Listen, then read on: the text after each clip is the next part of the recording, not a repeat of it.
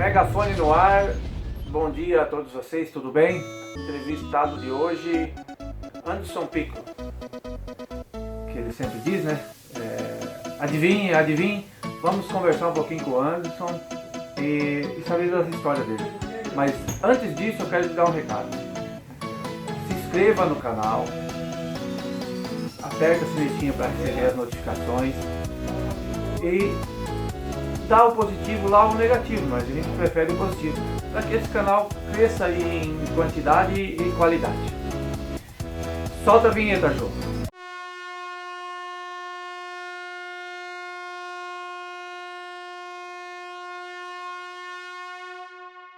Bom dia, Anderson, tudo bem?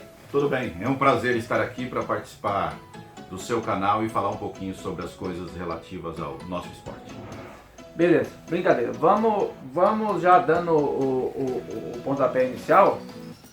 Eu fiz umas anotações aqui do que eu gostaria de pedir para vocês, Roberto.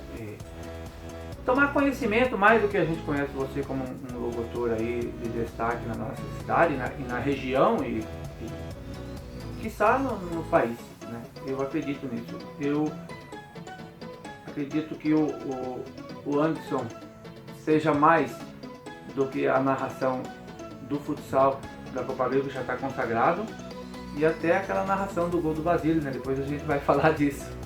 Mas antes, conta primeiro para nós um pouquinho da tua história, onde você nasceu, como começou a sua história no rádio.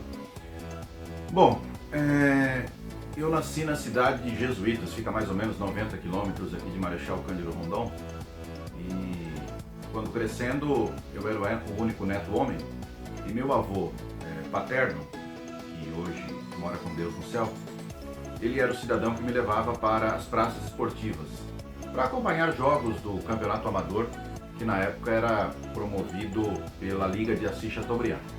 E aí eu comecei a criar o desejo e a admiração pelo futebol. E meu avô, se você chegasse em Jesuítas e procurasse ele pelo nome, João Sebastião Piccolo, poucos o conheciam. Agora, se você chegasse lá e perguntasse onde é que mora o corintiano, todos conheciam. Até os cachorros levariam até a residência dele. E aí, automaticamente, ele botou na cabeça do único neto que deveria torcer pelo Corinthians. E assim as coisas se iniciaram. E eu, na época, não existia TV mostrando jogos todos ao vivo como existe hoje. Então, o mecanismo para se ter informações a respeito do time era um rádio. Eu ganhei do meu pai, um rádio, motorrádio, aqueles 6 faixas, que eu conseguia tanto de noite quanto de dia acompanhar os jogos. Baseado nisso, eu cresci começando a imitar, por exemplo, Fiore Giliotti e Osmar Santos. De repente, um cidadão, quando eu tinha mais ou menos uns 13 anos de idade, disse: olha, você tem talento para tal. E aí, eu comecei a fazer sonoplastia com 14 anos de idade na rádio Vale Verde, lá de Jesuítas. Em seguida, eu descobri que estava entrando no ar uma rádio em Toledo, chamava-se, e chama até hoje, Integração. O proprietário, Lorival Neves, muito conhecido da época, que apresentava aquele programa Nas Malhas da Lei, da TV Tarabá. Bigodão, né? Bigodão, exatamente. E aí eu comecei a insistir. Eu pegava o ônibus da Nordeste em Jesuítas e até Toledo, para tentar convencê-lo de me contratar, eu sem ter nenhum tipo de experiência. Você tinha quantos anos nesse tempo? 16. Quando eu não ia até lá, eu peguei e descobri o telefone da casa dele e ligava. Eu não tinha telefone em casa, então eu ia na casa do meu avô, pegava o telefone, aquele de discar, né? Sim. E acabava ligando para ele, até que ele acabou me contratando. Então eu me mudei para Toledo dia 27 de julho de 93, e dia 1º de agosto do mesmo ano, a Rádio Integração começou a operar. E aí eu fui tendo as oportunidades, crescendo, de repente chegou em 97, logo no começo do ano, eu vim morar em Marechal Cândido Rondon. Meu primeiro jogo aqui oficial foi no dia 28 de dezembro de 96, quando da inauguração do estádio Valdir Schneider, onde nós tivemos um confronto de veteranos do Grêmio e do Internacional. E de lá para cá, eu permaneci aqui, e aí no final de 99 eu recebi uma proposta para trabalhar em Caxias do Sul, fui para lá, trabalhei em 2000 e 2001, e voltei em janeiro de 2002, onde permaneço até hoje. Caxias foi um salto profissional, porque eu tive o privilégio de trabalhar numa emissora que cobriu Caxias e Juventude. Coincidentemente, o Juventude, como havia ganho a Copa do Brasil em 99, então eu tive o privilégio de transmitir jogos do Juventude na Libertadores da América de 2000 E o Caxias foi campeão gaúcho em 2000 pela primeira vez com o Tite, que hoje é técnico da seleção brasileira. Então foi um momento muito importante, um crescimento profissional, tanto é que nos programas que nós temos hoje na Rádio Difusora, esses repórteres que estão trabalhando conosco, eu os conheci nesse período que estava em Caxias. Alexandre Pretzel, o Leonardo Barão, o Jairo Júnior, o Eduardo Gabardo. Então, esse momento foi uma transição de conhecimento profissional. E aí estamos até hoje aqui na Difusora.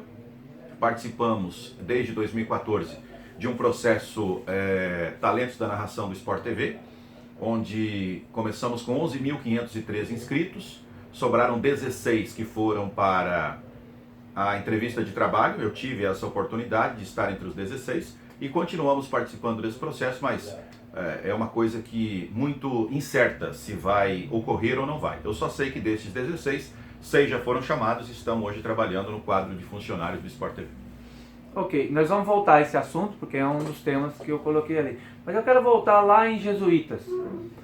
Nessa época a rádio era só em Jesuítas, não era em Assis. Hoje ela mudou para Assis. Exatamente, hoje tem estúdio em Assis. Não tinha vaga para você lá? Eu era muito jovem, né? Eu tinha 14 anos e aí me deram a oportunidade para mim aprender a fazer sonoplastia. E eu fazia sonoplastia das 4 às 8 da manhã. E depois eu ia para a escola. Foi a única chance que eu tive. Passados 2 meses fazendo sonoplastia, porque naquela ocasião era muito difícil fazer sonoplastia, não era igual hoje. Porque tinha caceteira, tinha cartucheira. Hoje o computador faz tudo.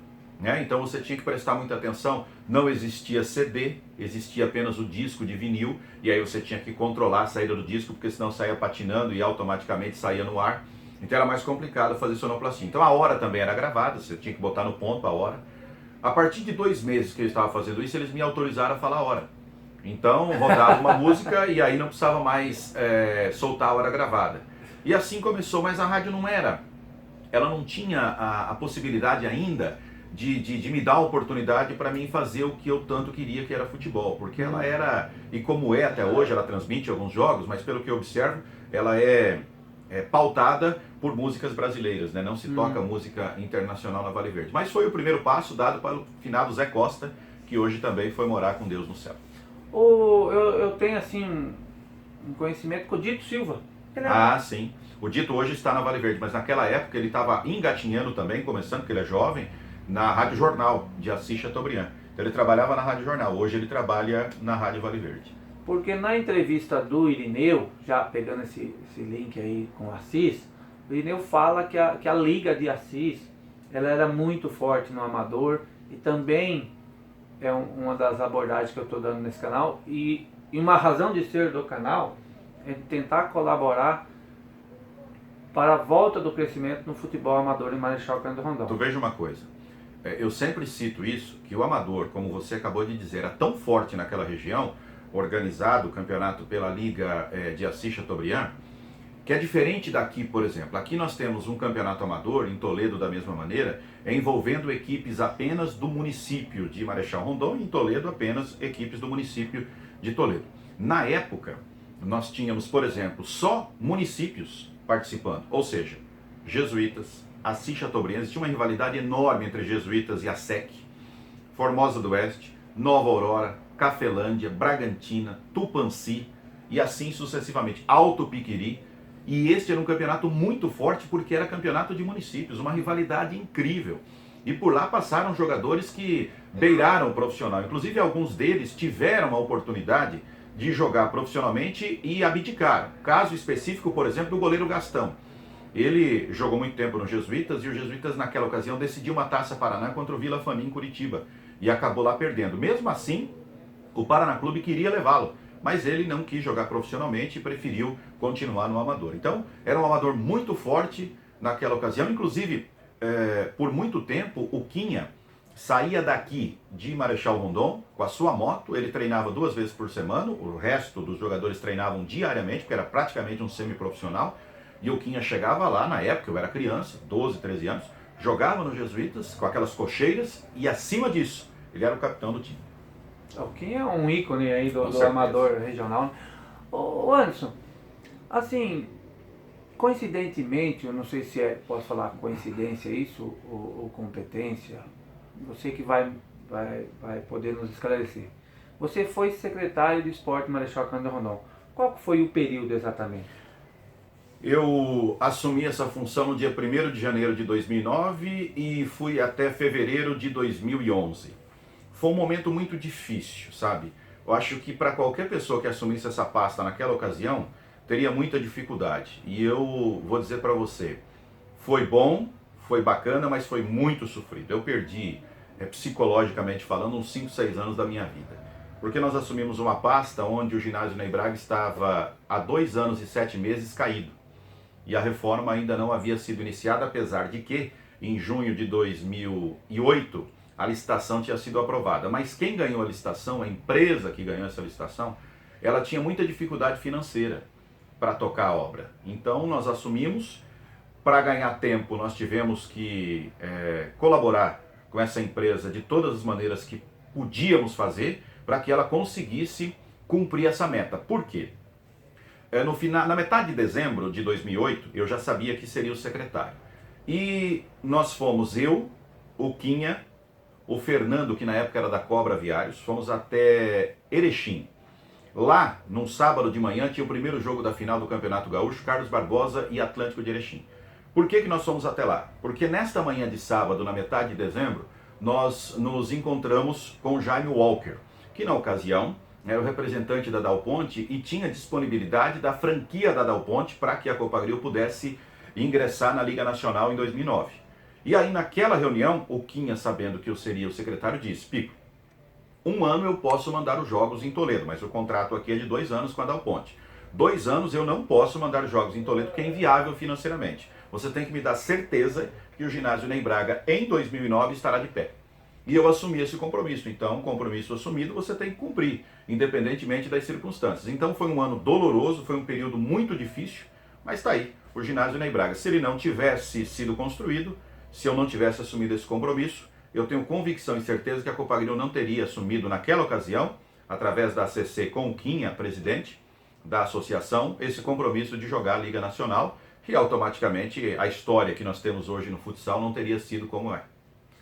E a gente fazendo um comparativo com os dias atuais, e como o município vem tratando essas questões de licitações, você acabou de mencionar uma empresa que não tinha capacidade financeira, a rigidez que... Hoje em dia, isso não ia acontecer. É impossível. Por todo o mecanismo que nós tentamos ajudar, e veja bem, ajudando quando eu digo, colaborando com o cidadão, dando a palavra que quando ele recebesse ele iria pagar os fornecedores, e assim foi. Então essa foi o mecanismo para colaborar com isso. Foi um peitaço, na verdade, né? Foi um peitaço porque era necessário que o ginásio fosse construído, né? 2 anos e 7 meses, a nossa principal praça esportiva caído. Então, foi um desafio muito grande. Nós conseguimos, mas foi muito doloroso, e às vezes até hoje a gente paga o preço por ter dado esse peitaço, como você disse. Faria hoje de novo? Não faria, até porque a lei não permite. Até porque nós não teríamos a mínima condição de botar a cara para bater como se botava naquela época, né? Então foi muito árduo aquele trabalho. A gente só perdeu, quando eu digo perdeu na vida, perdeu pessoal, né? No lado pessoal, nós só perdemos. Quem ganhou definitivamente foi o município que conseguiu ter de volta o seu ginásio e consequentemente a Copagril na Liga Nacional. Mas hoje eu não faria isso de jeito nenhum, nem que a lei permitisse. E não sei como estaria, né? Isso verdade. Esse é um assunto como secretário.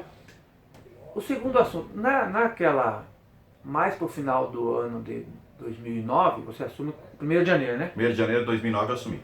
Eu estava numa reunião na Liga, que você estava lá, inclusive presidindo essa reunião, e o campeonato, como um amador de Marechal Cândido Rondon, começa em final de 2009 e avança 2010. Estava parado, não tinha amador de Marechal Cândido Rondon, você era o secretário. E olhando hoje, com o tempo, eu vi que você acionou algumas pessoas. Se eu não me engano, aquele campeonato deu 16 equipes. Sim. E renasceu a rivalidade, os jogos, principalmente quando no mata-mata ali, foi emocionante. Para hoje nós temos 4 times na série ouro, eles dividiram, e 7 na prata. Qual foi o segredo teu aquela vez para reviver esse amador e manter um nível bom de equipe? O segredo foi as pessoas que são abnegadas, que gostam, que trabalham pelo esporte de Marechal Cândido Rondon, acatarem aquela ideia. Porque não adiantaria absolutamente nada o Piccolo chegar e dizer, olha, vamos refazer, vamos ressurgir o nosso campeonato amador, se eu não tivesse o apoio das pessoas que vão para campo, né? Os dirigentes, que não ganham nada para fazer isso, muito pelo contrário, por muitas vezes acabam tirando dinheiro do bolso, deixando a família de lado no final de semana, para correr atrás de jogador, e nós sabemos que hoje em dia é muito difícil tratá-los, e assim sucessivamente. Então, eu acho que o segredo foi todos abraçarem a causa e nós fazermos um campeonato como foi naquela ocasião. E assim, o Ferrari, eu digo, e é meu modo de pensar a partir do momento que nós participamos de um poder público. Não existem culpados em gestões anteriores, gestões posteriores. Eu acho que são momentos. Uns fazem um pouco mais porque gostam um pouco mais deste segmento. Outros fazem um pouco menos porque destinam o seu pensamento, o seu viés de administração para outro segmento. Então, todos os prefeitos que passaram em Marechal Cândido Rondon, todos os secretários que passaram, eles deram a sua contribuição. Uns mais, uns menos, mas você julgar, são épocas diferentes, né? Hoje está muito difícil para a própria prefeitura colaborar com o campeonato amador por causa da lei.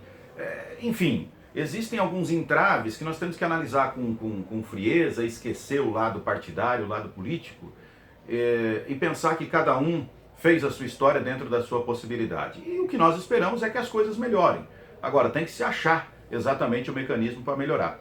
E hoje a influência das mídias sociais, a influência do jovem, que tem outras alternativas, que não é mais só ir para o futebol no final de semana, isso eu vou te contar uma coisa, está diminuindo, né? Nós estamos ficando velhos, daqui a pouco não aparece mais atletas para jogar futebol. Então, eu acho que esse também é um grande problema que não é só aqui em Marechal Cândido Rondon, mas nós percebemos que há uma situação de sumirem os atletas. O exemplo maior são os Jogos Abertos, né? Eu me lembro que Jogos Abertos na década de 90, no início da década de 2000, era um grande evento, né? Você vivia a expectativa para ir cobrir Jogos Abertos. Rondon tinha 260, 300 atletas, mesmo sendo uma cidade na época de 40, 43 mil habitantes. Então hoje isso se dispersou. Infelizmente, a tecnologia ajuda de um lado, mas ela atrapalha do outro. Eu conversava com um amigo meu essa semana, e ele morava em Porto Mendes. Ele falou, a diversão no domingo era almoçar e ir pro caminhão que ia pro futebol. Exatamente. Ia na carroceria de um caminhão. Rapaz, né? por quantas vezes eu morando em Jesuíta, jogava na escolinha de futebol do seu Zé Dequeque, que hoje também mora com Deus no céu. Jogava mal, uma barbaridade, mas acabava fazendo parte do grupo. Mas era abnegado? É, abnegado, ia lá jogar com os meus 12, 13 anos de idade.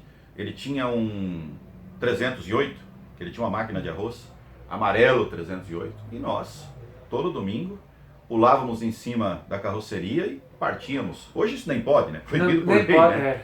Então as coisas mudaram muito e eu tenho certeza absoluta que se você chegar hoje e pedir para alguns jovens, nós vamos de ônibus, né? Caminhão obviamente não pode. Muitos vão declinar porque tem o PS3, PS4, tem o computador, tem o celular. Então a preferência hoje ela tem um viés diferente. E por isso que há uma preocupação com relação à saúde desses jovens, por causa do sedentarismo. Né? Eu falo assim como pai agora. Tenho 2 filhos, um com 18 anos. Cara, ele não quer saber. Não. Ele tá fazendo faculdade, mas eu chamo ele, Léo, vamos jogar bola e tal. Ah, hoje não e tal. Ele também jogou uma época basquete, ele até prefere basquete. Mas nem no basquete, estudos, e aí celular. Na verdade, o celular contaminou todos nós, né? Ah, com certeza. Ainda Mas mais... não somos só os jovens, não. Nós também somos viciados no celular. Né? Mas assim, a minha aposta em nós, com a nossa experiência, com a criatividade, que é marca do rondonense. Eu também não nasci aqui, você não nasceu, mas nós somos rondonenses. Sim, claro. A marca do rondonense é a criatividade, é estar na frente. Eu acho que com união a gente consegue, não na época áurea, mas resgatar um pouco disso, até pelos malefícios da tecnologia. Sim. Mas tá, beleza. Amador, ginásio, estádio de futebol. Como estava o estádio na época Piccolo secretária? Especificamente a grama. Na verdade, naquela ocasião, o estádio também estava numa situação muito ruim, principalmente a parte do gramado.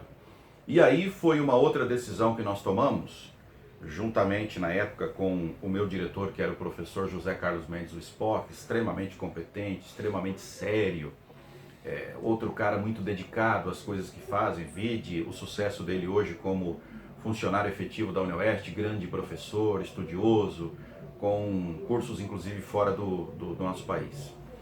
Que decisão nós tomamos? Contratamos uma empresa e essa empresa fez inclusive a reforma do gramado e nós instituímos naquela ocasião a possibilidade, e isso se confirmou em seguida, de fazermos uma irrigação eletrônica.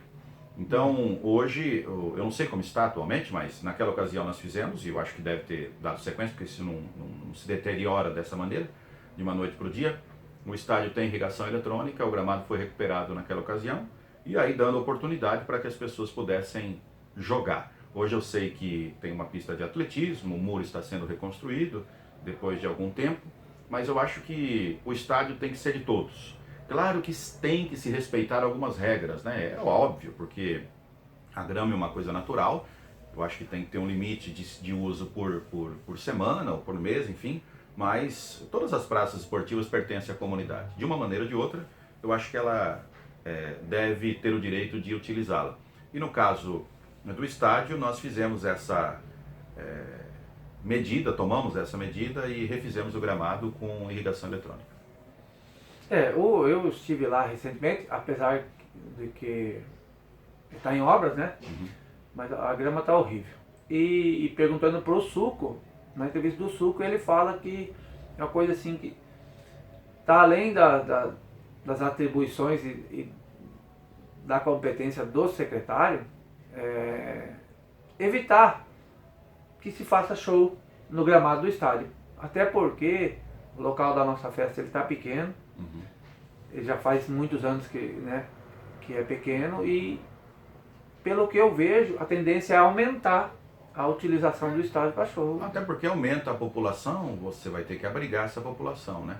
Então se você não tem uma área específica para show, você acaba usando o estádio. E realmente, quando você usa o gramado, ele é o principal local onde as pessoas vão ficar para acompanhar os shows e aí acaba deteriorando, né? Isso é uma situação normal. E aí eu concordo com o Suco, né? Está além da competência dele, porque essa decisão vem de cima. Então, assim, voltando para o amador, nós temos duas rádios em Marechal Cândido Rondon, você é o principal locutor. E desde essa época que você era secretário, que retornou o futebol amador de Marechal Cândido Rondon, assim, as rádios não são atraídas, apesar que você acho que fez algumas finais. Uhum. Você é bastante atarefado com o futsal, mas assim, não é atraente para a rádio transmitir. Como que isso funciona? Olha, claro que qualquer competição esportiva que tenhamos, tem-se atração para se transmitir. Agora, existe também o lado profissional do cidadão, que tem inúmeros outros compromissos para se fazer, e existe o lado comercial também. Agora, nada que impeça, numa próxima edição, convidar os representantes das emissoras de rádio para que daqui a pouco nós possamos entrar num consenso, cada um transmite uma rodada. Eu acho que isso ganha todo mundo. Eu não penso mais naquela situação como antigamente se pensava, a rivalidade com a co-irmã, por exemplo, Educadora, Sim. Atlântida, Difusora. Isso não existe. Isso, cada um tem o seu espaço e cada um hoje caminha com as próprias pernas, independentemente se A faz ou se B faz. Não temos que pensar em comparações, nós temos que pensar no bem do esporte. Eu acho que essa é uma ideia interessante. Na próxima edição, convoque os representantes das duas emissoras, vejam quem é que tem o interesse e a gente poderia, inclusive, transmitir pelo menos um jogo por final de semana. E podia ser feito da seguinte maneira, quem sabe num horário um pouquinho alternativo. A rádio tem, o Grêmio joga às 4 da tarde, então vamos transmitir o jogo das 2, para poder transmitir o jogo do Grêmio às 4, ou do Internacional às 4, enfim. Isso não é difícil de se ajeitar, mas tem que ter flexibilidade dos dois lados, né? Entender que rádio vende espaço, espaço para ele é essencial, para a emissora é essencial, e que o campeonato amador também tem que acontecer. Então, às vezes, teria que ter mais ou menos um mecanismo para que se possa agradar gregos e troianos. É lógico que é impossível a unanimidade, até porque ela seria burra, mas eu acho que dá para se usar muito mais os veículos de comunicação numa competição como essa. Esse recado do Anderson é principalmente pro Irineu e pro Suco, né? Segundo a promessa do Irineu, em setembro nós vamos ter uma reunião de dirigentes para pensar o próximo campeonato. Isso. Anderson, pela sua história, pela sua experiência, por conhecimento, por tudo que envolva esse esporte em geral e amador e tudo, a entrevista se estenderia além de 1 hora. Mas eu vou dar um corte aqui para a gente encerrar. Quem sabe uma outra oportunidade a gente volta, mas agradecendo a sua participação. Mas antes disso, a gente tem um bate-volta, eu chamo de bate-volta, que é pergunta e resposta. No teu caso, como você não tem essa ligação tão forte no amador e Marechal Cândido Rondon como jogador e como dirigente, você fique livre a nível nacional. Geralmente me atém assim o amador de Marechal, mas você fique livre. É uma pergunta simples, o primeiro que você veio na tua cabeça você responde. Correto. Vamos lá. Um clube. Corinthians. Um dirigente. Adolir Weber o Quinho. Um técnico. Rubens Dirks. Um jogador. Ronaldo Fenômeno. Um árbitro. Roberto Braz. Um bola cheia, no geral. Para mim, dentro e fora de campo, foi um cara espetacular e eu sou fã dele, né? Então, o Quinho. E um bola murcha. Neymar. Neymar. Olha, o Quinho levou todos os troféus aí. Anderson, muito obrigado. Obrigado você Muito pela obrigado. oportunidade e quando precisar nós estamos à disposição sempre. Valeu, shalom.